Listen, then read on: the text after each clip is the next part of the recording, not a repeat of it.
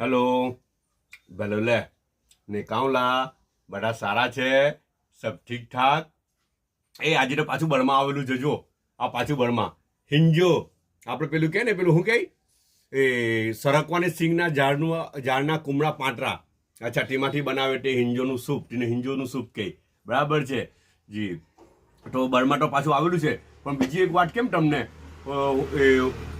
થોડીક આજે રવિવાર છે ને એટલે તમે સમજી ગયા હોય ને કે આ થોડુંક ભેજા ફ્રાય કરવાનો છે આજે હે ને જી લગભગ છે ને 35-40 વર્ષ પહેલાંની વાત કરું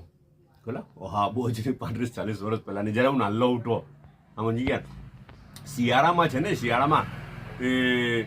તુવેરની સિંગ આવે ખબર ને પછી છે ને ગામડાઓમાં ને બધે શું થાય ખબર તુવેરની સિંગનું પ્લાન્ટેશન ફાર્મિંગ થાય બધું તુવેરની સિંગનો બધું ઝાડ ઉગાડે બધે હે ને એની ખેતી કરે આજે જેવી રીતના શેરડીની ખેતી કરે જ ને ત્યારે તુવેર સિંગની ખેતી થતી ઉઠી પુષ્કળ ખેતી થાય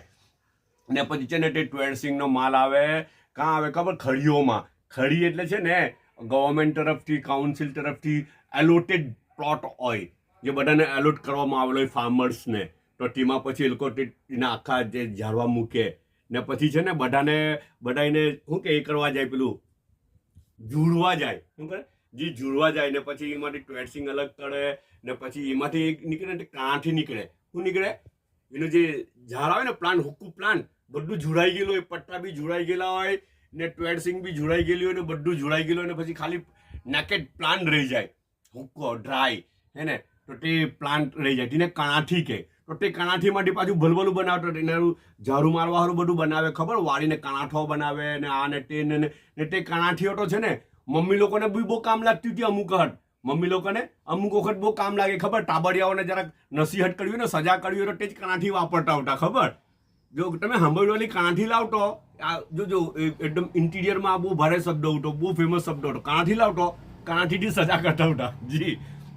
અચ્છા તો તેમાંથી નીકળે તુવેર એમાંથી નીકળે એને જુડે ને પછી નીકળે તુવેર ને તુવેર પછી શું નીકળે તુવેરમાંથી પછી એને પાછી પ્રોસેસમાં જાય તે પ્લાન્ટમાં જાય મોટી મોટી ફેક્ટરીઓમાં જાય ને તેમાંથી તુવેર દાળ નીકળે એમાંથી તુવેર દાળ નીકળે અચ્છા એમાંથી તુવેર નીકળે ને તે તુવેરને સ્ટોરેજ કરી લે ને પછી ચોમાસું આવે એમ તેમ આવે ને તો ને વેજીટેબલનું શોર્ટેજ હોય ને ત્યારે પછી તે તુવેરને લોકો યુટિલાઇઝ કરે કેવી રીતના યુટિલાઇઝ કરતા હોતા અચ્છા જો આ તુવેરના દાણા આવેલા છે આ 35 વર્ષ પહેલાંની ડીશ છે હમણાં તો બધું ભૂલાઈ ગયેલું છે લગભગ કોઈને યાદ છે તમે લોકોને કોઈને યાદ છે આ ડીશ કોને યાદ છે